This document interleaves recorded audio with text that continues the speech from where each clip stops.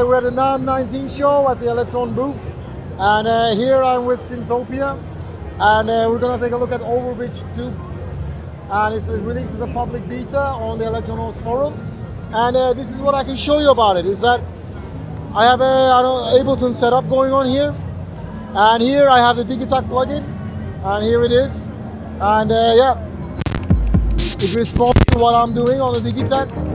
All the audio is coming out from the USB. Notice that there is nothing plugged into the ins and outs of MIDI and audio. It's only USB connection into the computer. And that's how I get the audio into the computer and also the sync and stuff. So if I look at the plugin here, that is the one that transmits the audio.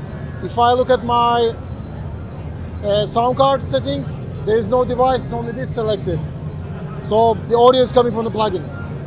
And when I have set it up like this, I can have individual tracks of all the incoming audio. So I could like see them here.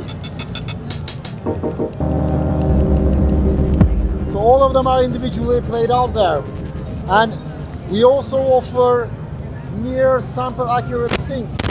And let me show that to you. So now here I have got the sync as like clock and transport, meaning that when I press play, the machine will go with Ableton. And to check out the sync, I have laid out some loops here.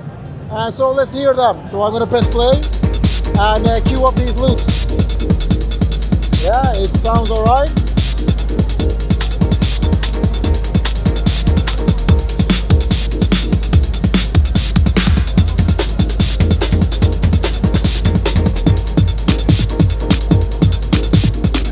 Yeah, so as you can see, the sync is pretty tight, and we're very happy with that.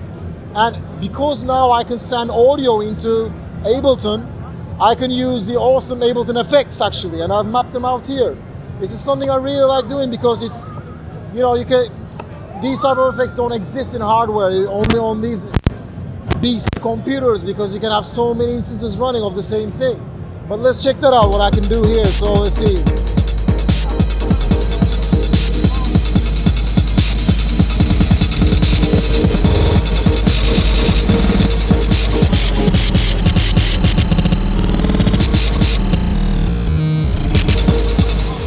You can process your audio from your Elektron machines on Overbridge in real time, and the latency is very tight.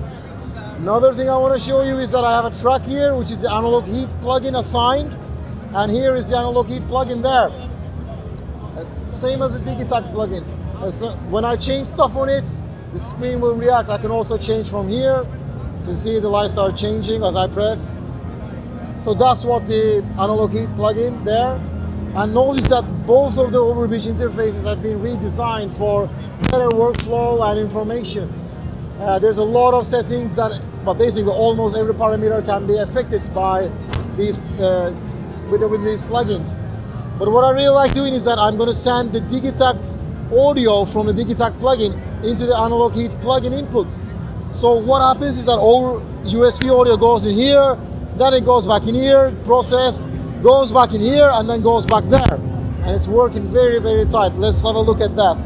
So now I have the effect on, and you can hear the very like compressed type of sound that I configured here.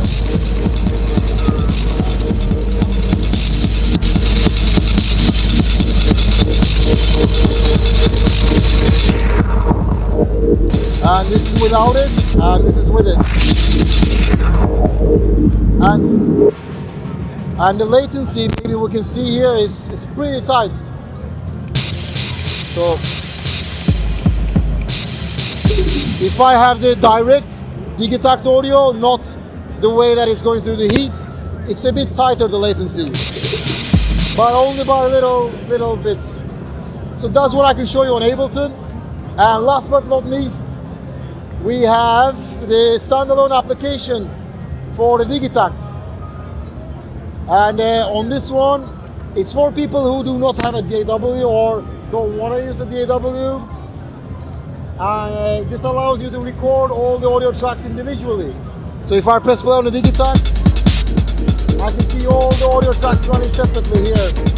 Even the input is on a separate channel, so yeah, everything can be recorded individually. You just press capture and your files are being recorded. The tape icon is red, you press stop and you're done. And you have your files to drag and drop.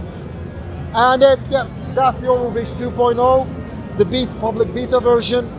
We will soon come out with the full version when we have done the Digitone plugin and the Standalone plugin and some bug fixes here and there, optimization.